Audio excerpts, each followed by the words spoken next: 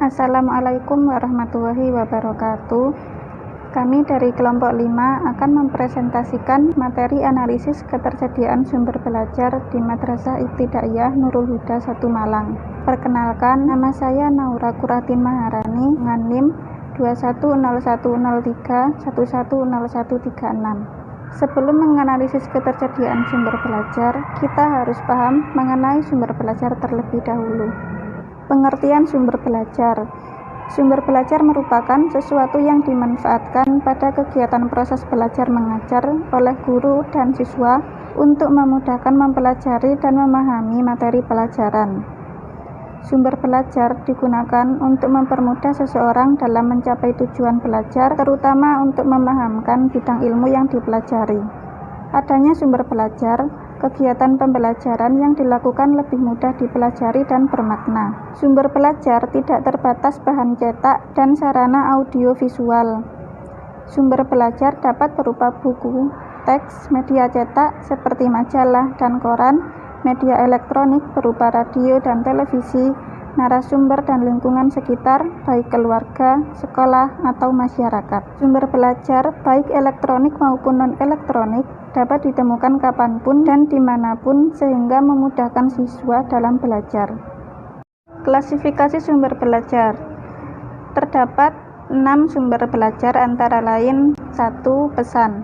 Pesan yaitu informasi yang diteruskan oleh komponen lain dalam bentuk ide, fakta, arti, dan data. Termasuk ke dalam kelompok pesan adalah semua bidang studi yang harus diajarkan kepada peserta didik. Yang kedua, orang. Orang yaitu manusia yang bertindak sebagai penyimpan, pengolah, pengaji pesan.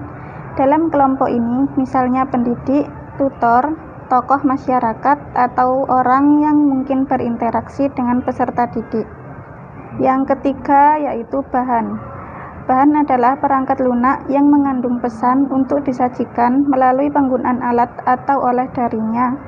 Berbagai program media termasuk kategori bahan, misalnya transparansi, slide, film, strip, audio, video, buku, modul, majalah, dan bahan instruksional terprogram. Keempat, alat. Alat yaitu perangkat keras yang digunakan untuk menyampaikan pesan yang tersimpan dalam bahan, misalnya proyektor, overhead, videotape, radio, dan televisi. Kelima, teknik, yaitu prosedur atau acuan yang disiapkan untuk menggunakan bahan, peralatan, orang, dan lingkungan untuk menyampaikan pesan. Contohnya instruksional terprogram, belajar sendiri, belajar permainan simulasi, demonstrasi ceramah, dan tanya jawab. Keenam, lingkungan, yaitu situasi sekitar di mana pesan disampaikan. Lingkungan bisa bersifat fisik seperti gedung sekolah, kampus, perpustakaan, laboratorium, studio, auditorium, museum, taman, maupun bersifat non-fisik seperti suasana belajar. Di sini saya akan menjelaskan tentang cara memilih sumber belajar. Untuk memilih sumber belajar yang baik, kita harus memperhatikan beberapa kriteria sebagai berikut. Yang pertama adalah ekonomis. Artinya, dalam memilih sumber belajar, kita harus mempertimbangkan segi ekonomis dalam arti realita murah, yakni secara nominal uang atau biaya yang dikeluarkan hanya sedikit. Yang kedua ada praktis dan sederhana.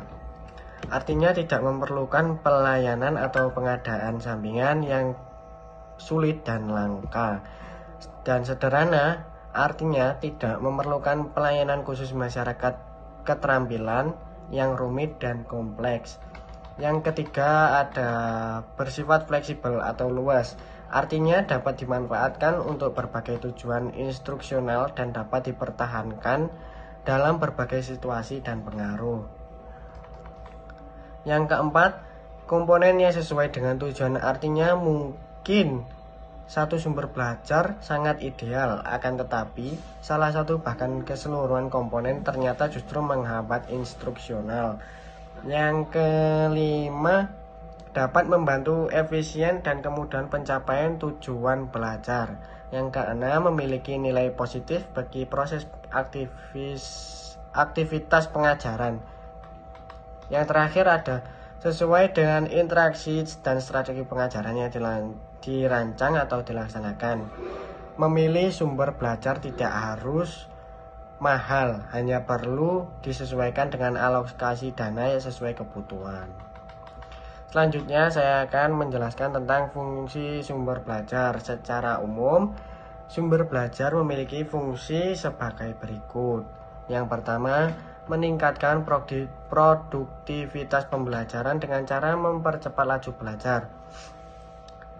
Membantu guru untuk menggunakan waktu secara lebih baik dan mengurangi beban guru dalam menyajikan informasi sehingga dapat lebih banyak membina dan mengembangkan gairah. Yang kedua, memberikan kemungkinan pembelajaran yang sifatnya individual dengan cara mengurangi kontrol guru yang kaku dan tradisional dan memberikan kesempatan bagi siswa untuk berkembang sesuai kemampuannya. Yang ketiga, memberikan dasar yang lebih ilmiah terhadap pembelajaran dengan cara merancang program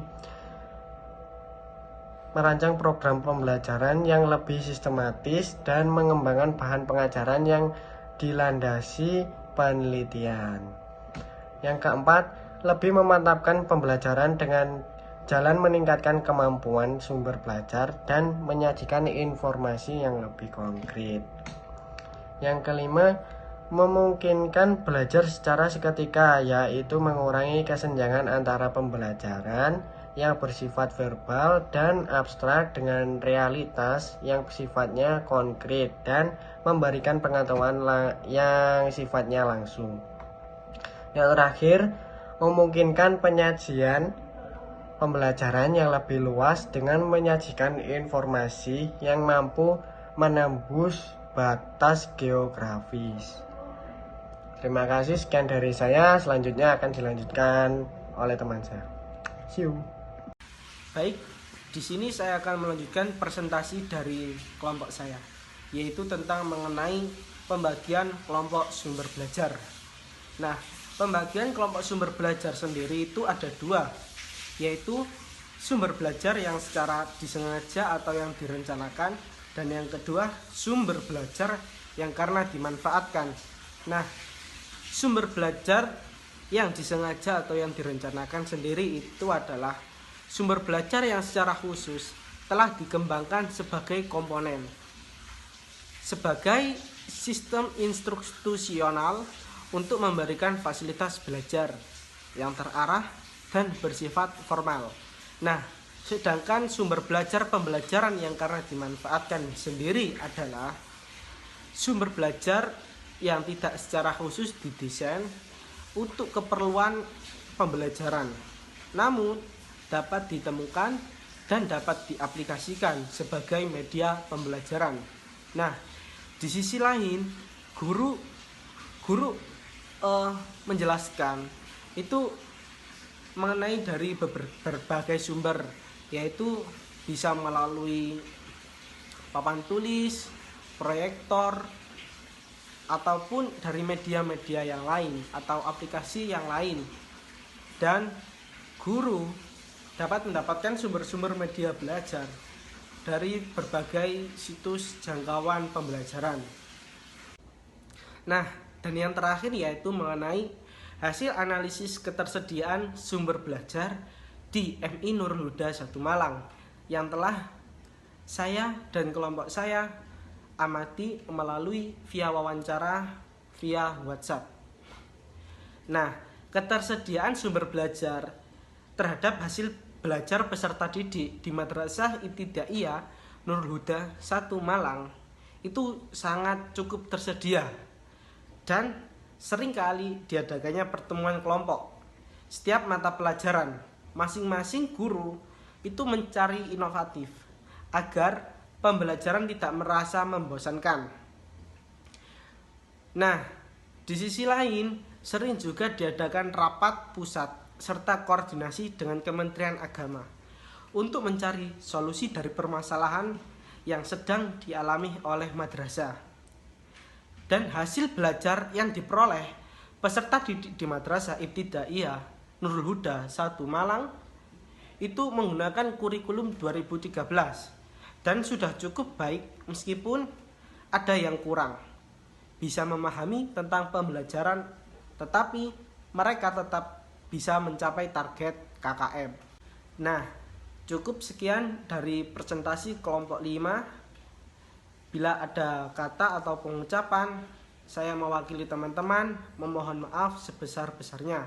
Akhirul kalam, Assalamualaikum warahmatullahi wabarakatuh.